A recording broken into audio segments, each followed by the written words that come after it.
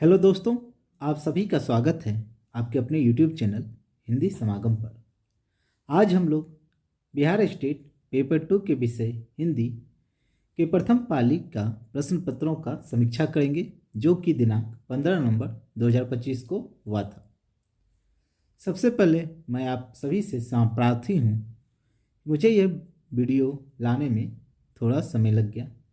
इसके पीछे कुछ ज़रूरत निजी व्यस्तताओं के कारण ये वीडियो समय पर नहीं ला पाया। जो भी प्रश्न मुझे मिले हैं उन सभी प्रश्नों का उत्तर हम लोग देखेंगे। तो आइए शुरू करते हैं। देखते हैं सबसे पहले पहला प्रश्न है, आधुनिक काल को गद्य काल कहा था। तो आधुनिक काल को गद्य काल किसने कहा था? तो आधुनिक काल को आचार्य रामचंद्र शुक्ल ने गद्य काल कहा था।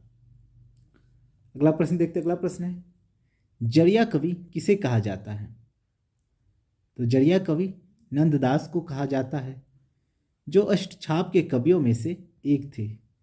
उन्हें यह उपाधि उनकी प्रसिद्ध रचना रास पंचाध्यायी के आधार पर मिली, जो उनकी काव्य प्रतिभा और भाषा की प्रांजलता को दर्शाती है।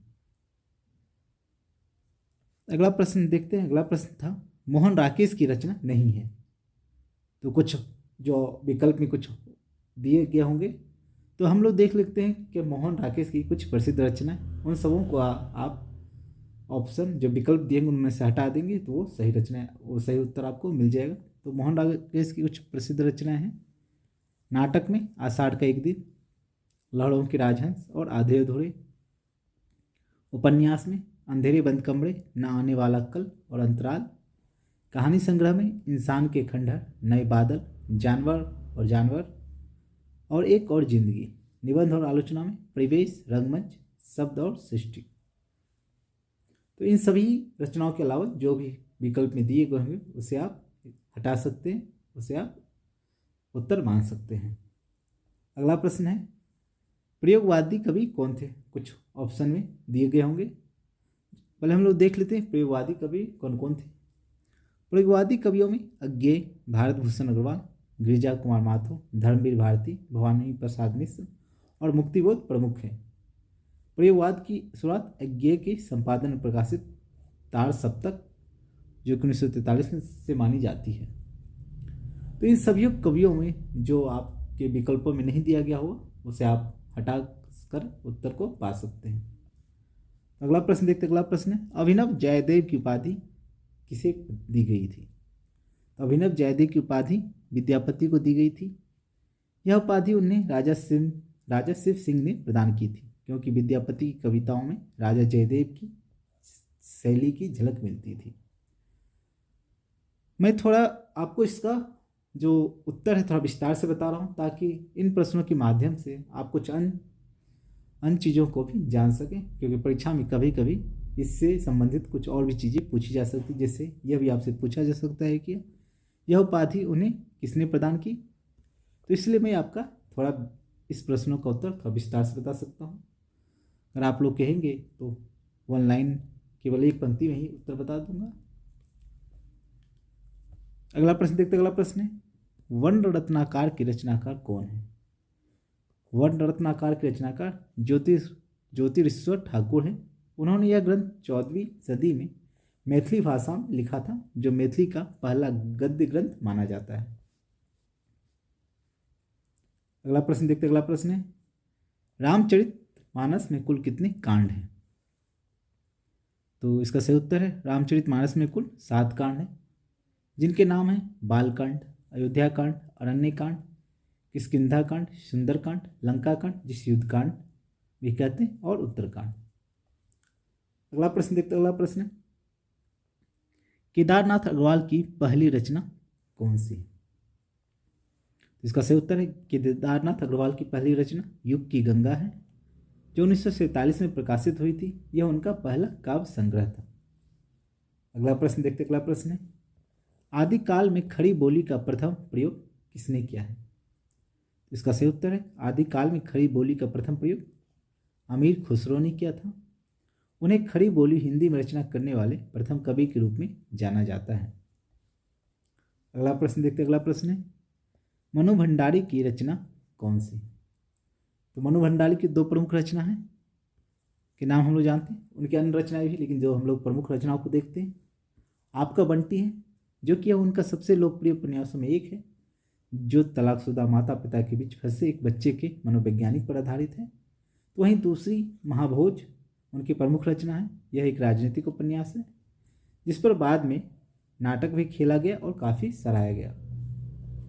अगला प्रश्न देखते, अगला प्रश्न है पंचलाइट के रचनाकार कौन है? तो पंचलाइट के रचनाकार फणीश्वर नाथ रेणु जी हैं। अगला प्रश्न देखते, अगला प्रश्न है भक्तमाल के रचयिता कौन है? इसका सही उत्तर है भक्तमाल के रचयिता नाभादास हैं, जिन्होंने 1585 ईस्वी में इसकी रचना की थी। यह ग्रंथ ब्रजभाषा में है और इसमें 200 से अधिक भक्तों की जीवनियाँ छप्पे छंद में दी गई है। अगला प्रश्न है देवनागरी लिपि को कैसी लिपि मानी जाती है? इसका सही उत्तर है देवनागरी लिपि को अक्षरात्मकता लिपि माना जाता है। अगला प्रश्न देखते, अगला प्रश्न है आलावर संतों की संख्या कितनी मानी जाती है? आलावर संतों की संख्या 12 मानी जाती है। यह विष्णु या नारायण की उपासना करने वाले भक्त थे और भक्ति आंदोलन में महत्वपूर्ण भूमिका निभाई। इनमें से अंडाल एकमात्र महिला संत हैं। ये काफ़ी महत्वपूर्ण है, आप इसे याद रखें क्योंकि कभी कभी प्रश्न में यह भी पूछा जा सकता है। अगला प्रश्न है जायसी ने 12 मासा का वर्णन किस माह से किया है? इसका सही उत्तर है जायसी ने अपने महाकाव्य पद्मावत के नागमती व्योमखंड में 12 मासा का वर्णन आषाढ़ माह से शुरू किया है। अगला प्रश्न देखते, अगला प्रश्न है प्रमोद कौन सी रचना का पात्र है? इसका सही उत्तर है प्रमोद जयनंद कुमार के उपन्यास त्यागपत्र का एक प्रमुख पात्र है। वह उपन्यास की नायिका मृणाल का भतीजा है और कहानी के कथावाचक के रूप में भी एक महत्वपूर्ण भूमिका निभाता है। अगला प्रश्न देखते, अगला प्रश्न है पद्मावत किस भाषा में लिखा गया है? पद्मावत अवधी भाषा में लिखा गया है। यह मलिक मोहम्मद जायसी द्वारा रचित एक महाकाव्य है और यह दोहा और चौपाई छंदों में लिखी गई है। अगला प्रश्न देखते, अगला प्रश्न है मीराबाई किस भाव की कवयित्री थी? इसका सही उत्तर है मीराबाई एक माधुरी भाव की कवयित्री थी जिन्होंने अपने आराध्य भगवान कृष्ण के प्रति अपनी अनन्य व्यक्त की। अगला प्रश्न देखते, अगला प्रश्न है अमीरी की कब्र पर पनपी गरीबी बहुत ही जहरीली होती है। यह पंक्ति किस रचना की है? यह पंक्ति शिवपूजन साहे द्वारा रचित कहानी का प्लॉट से ली गई है। अगला प्रश्न देखते, अगला प्रश्न है कबीर को बानी का डिक्टेटर किसने कहा था? तो कबीर को आचार्य हजारी प्रसाद द्विवेदी ने बानी का डिक्टेटर कहा था। ऐसा कहने के पीछे का जो कारण है, द्विवेदी जी के अनुसार कबीर ने अपनी बात को किसी भी तरह से कहने में संकोच नहीं किया। वे अपनी बात को जिस रूप में प्रकट करना चाहते थे उसी रूप में भाषा से करवा लेते थे, अर्थात वो अपने मन का करते थे, मन की सुनते थे। अगला प्रश्न देखते, अगला प्रश्न है सिद्धों की संख्या है। इसका सही उत्तर है सिद्धों की संख्या 84 मानी जाती है। इन सिद्धों में सरहपा, सवड़पा, लुइपा, डोम्भिपा जैसे प्रमुख नाम शामिल हैं। अगला प्रश्न देखते, अगला प्रश्न है विद्यापति के पद को किसने नागिन की लहर कहा है? इसका सही उत्तर है सूर्यकांत त्रिपाठी निराला ने विद्यापति के पदों की मादकता को नागिन की लहर कहा है। निराला ने विद्यापति के श्रृंगारिक पदों के सौंदर्य और आकर्षण की तुलना नागिन की लहर से की है। अगला प्रश्न देखते, अगला प्रश्न है साखी शब्द और रमेनी संकलित है। तो इसका सही उत्तर है साखी शब्द रमेन कबीरदास की रचना है जो बीजक नामक संग्रह में संकलित है। अगला प्रश्न देखते, अगला प्रश्न है अरुण यह मधुमय देश हमारा, यह पंक्ति किस रचना से लिया गया है? तो यह पंक्ति जयशंकर प्रसाद की रचना चंद्रगुप्त नाटक के अंतर्गत कौर्नेलिया का गीत से ली गई है। यह गीत कौर्नेलिया द्वारा भारत भूमि की महिमा का वर्णन करते हुए गाया गया है। अगला प्रश्न देखते, अगला प्रश्न है महादेवी वर्मा की पशु से संबंधित संस्मरण।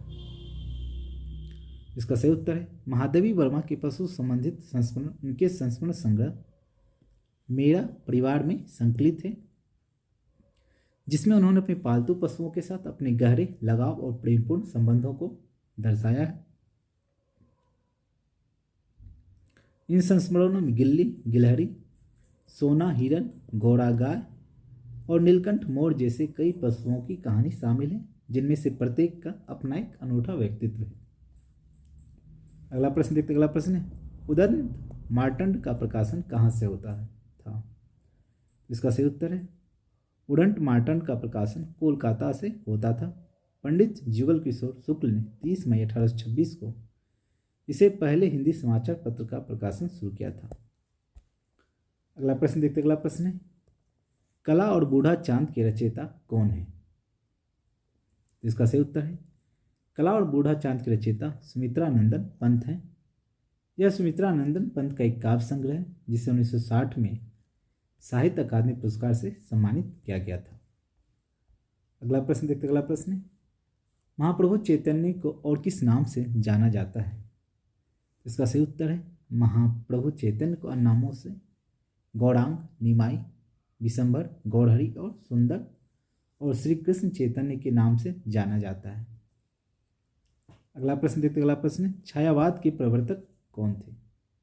इसका सही उत्तर है हिंदी साहित्य में जयशंकर प्रसाद को मुख्य रूप से छायावाद का प्रवर्तक माना जाता है। अगला प्रश्न देखते, अगला प्रश्न है लौकिक में प्रत्यय है। तो लौकिक शब्द में एक प्रत्यय है जो मूल शब्द लोक से जुड़कर बना है। अगला प्रश्न देखते, अगला प्रश्न है इंदु पत्रिका के संपादक। जिसका सही उत्तर इंदु पत्रिका के संपादक जयशंकर प्रसाद थे, जिन्होंने 1909 ईस्वी में इस पत्रिका का संपादन किया था। अन्य स्रोतों में अंबिका प्रसाद गुप्त को भी संपादक बताया गया है। अगला प्रश्न देखते, अगला प्रश्न चंद्रगुप्त कौर्नेलिया को आत्महत्या करने से किस अंक में बचाता है।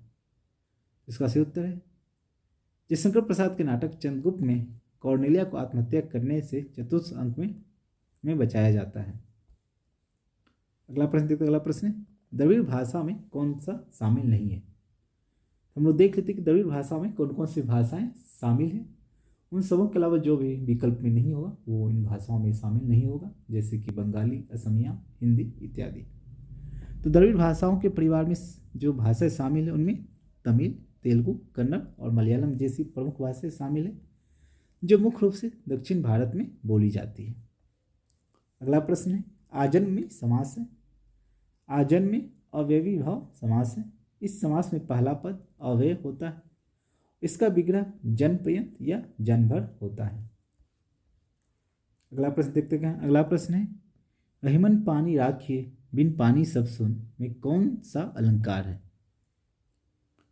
तो इसका सही उत्तर है रहमन पानी राखिए बिन पानी सब सुन में श्लेष अलंकार है, क्योंकि यहाँ पानी शब्द का प्रयोग 3 अलग अलग अर्थों में किया गया है। पानी का अर्थ चमक मोती के लिए, प्रतिष्ठा मनुष्य के लिए और जल चूना के लिए है। अगला प्रश्न देखते, अगला प्रश्न है इत्यादि का संधि विच्छेद क्या है। इत्यादि का संधि विच्छेद इति प्लस आदि है। इस शब्द में यन स्वर संधि है। यहाँ ई और आ के मेल से या बनता है। अगला प्रश्न देखते, अगला प्रश्न है संचारी भावों की संख्या कितनी मानी गई है। इसका सही उत्तर है संचारी भावों की संख्या 33 मानी गई है। इन्हें व्यभिचारी भाव भी कहा जाता है और ये अस्थायी भावों के सहायक होते हैं। अगला प्रश्न देखते, अगला प्रश्न है चौपाई में कितनी मात्रा होती है। इसका सही उत्तर है चौपाई के प्रत्येक चरण में 16 मात्रा होती है। यह एक सममात्रिक छंद है जिसके 4 चरण होते हैं और प्रत्येक चरण में 16-16 मात्राएं होती हैं। ये थे कुछ प्रश्न जो कि हमें प्राप्त हुए। अगर आपको इन प्रश्नों से संबंधित कोई सुझाव देना चाहते हैं तो आप कमेंट बॉक्स में ज़रूर लिखिए। अगर ये वीडियो पसंद आया हो तो लाइक, कमेंट और सब्सक्राइब कर दें। मिलते हैं किसी नई वीडियो में, तब तक के लिए धन्यवाद। जय हिंद।